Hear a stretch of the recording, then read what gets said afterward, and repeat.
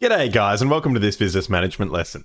In today's lesson, we're looking at key knowledge point 226. That is unit 2, area of study 2, and the sixth key knowledge point for this area of study. Today specifically, we're looking at the product life cycle and the stages of that cycle and the relationship between each of those stages and choices of marketing strategy.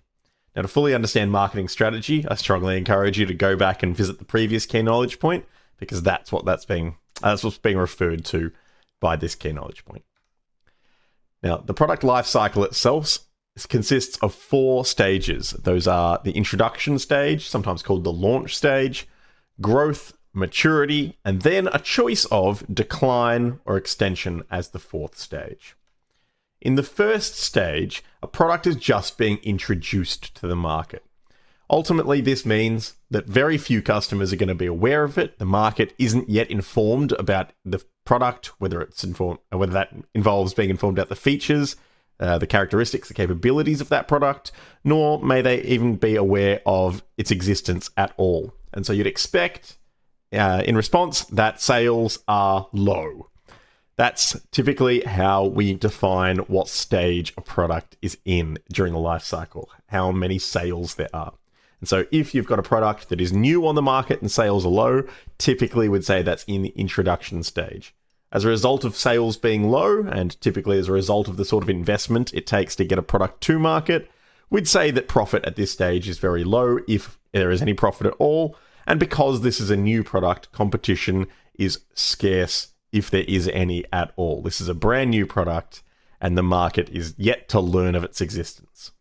Of course, stage 2 is where the market begins to learn about it, and over the period of the stage called growth, awareness of the product increases, the market becomes increasingly familiar with the existence of the product, and so sales begin to rise and grow. What you tend to see here is a product has left the introduction stage when sales start to increase over time. As sales increase, so too do profits. And as competitors in the market start to notice that this product that you're selling is growing in its interest, in its appeal in the market, some competitors may enter the market to try and take advantage of the popularity that you have created with the introduction of your product. Stage 3 is the maturity stage. In this stage, your sales will level off. You will have reached market saturation. Everybody in the market who is interested in your product is buying it. If there's a short lifespan of your product, if it's a grocery product, then you'd expect your customer base to be buying the product at regular intervals.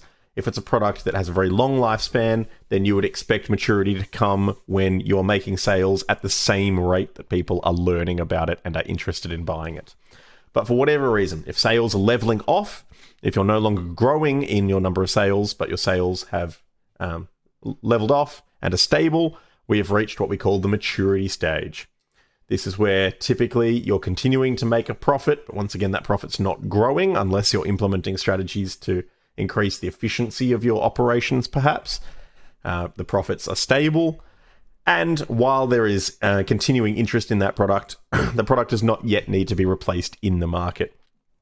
As such, we would expect at this time those competitors who entered the market while you were in the growth stage are now capitalizing on the maturity of your product. Perhaps they're looking to diversify their offerings from what you've done. So the competition might be getting a little bit stronger. They might be introducing their own variant of your product with its own features, new colors, new options, that sort of thing.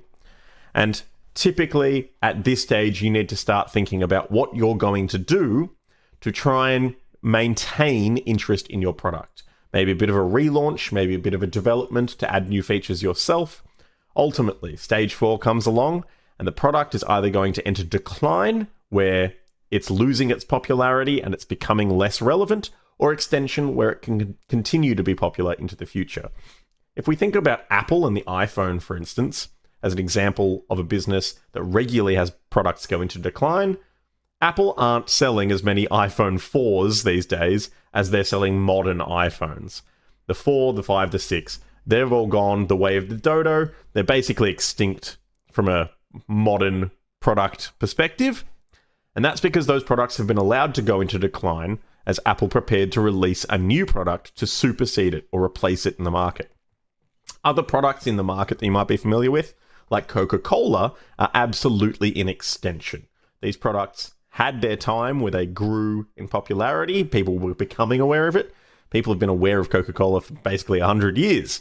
It matured a long time ago, and the business has continued to consolidate its place alongside Pepsi as the dominant force in cola sales globally. Their marketing is almost faultless. They're reliably consistent in creating an image of a summertime beverage every summer, no matter where you are. And they've continued to keep that product relevant in the market around the world. So whether your product goes into decline or extension will be the result of strategy that you implement in your business, and the needs of the market will largely dictate whether your product is going into decline or extension also. Now, in terms of its relationship to the marketing mix, I've gotten ahead of myself. Let's visualize what this looks like first before we get to the marketing mix.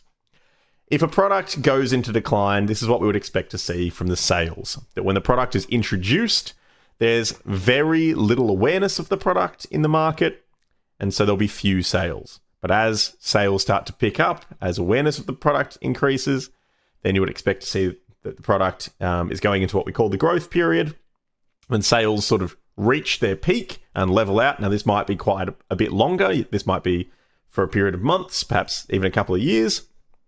You would expect to see those sales level out, and then we would call that maturity. And then if they drop off again, we'd call that decline. But of course, you have the option of introducing extension strategies to try and extend the maturity stage beyond just a couple of years into the future, well into the future.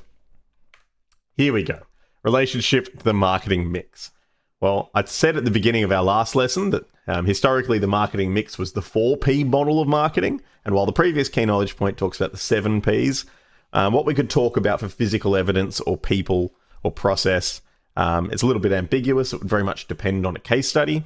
In the case of the first 4 Ps, product, price, place, and promotion, here is a wonderful table that I ripped out of a very old textbook that gives you a bit of information about how those 4 considerations need to be changed and adjusted based on which stage the product is in the product life cycle. Have a pause, have a read through that. That says it better than I could say it. I'm sure it says it in a way that's pretty easy to understand. That's the best resource for this key knowledge point that I've ever seen. In summary for this key knowledge point, there are 4 stages in the product life cycle: introduction or launch, growth, maturity, and then the 4th stage, either decline or extension. The way that you market your product, certainly with regards to the marketing mix, the 4 Ps, changes over the lifespan of a product. And what you do with regards to price and place in the introduction stage are going to be vastly different to what you'd be doing in the maturity or the decline stage. Certainly, I've even whacked at the bottom there that example I gave about Apple letting their old iPhones die off in popularity and moving them to discount sections, pulling them back from fewer retailers as they introduce a new product that they're hoping to make the focus of consumer activity for the next 12 to 24 months. That's all for today. See you next time.